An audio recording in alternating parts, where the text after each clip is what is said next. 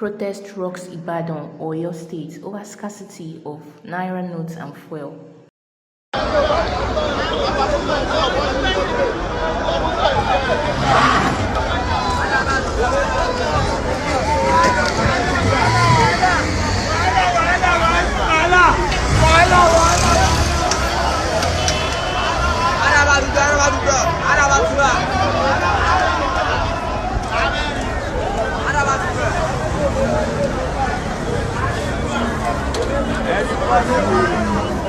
Because many people are dying, everything are doing.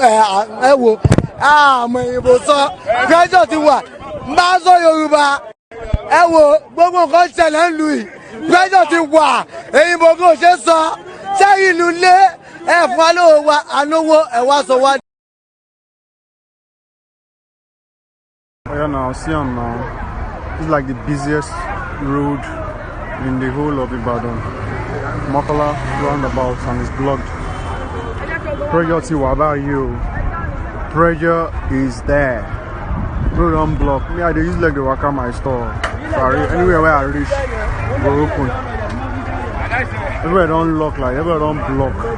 Nobody move again. Even me where the waka serve, I still hold flower. I hold on.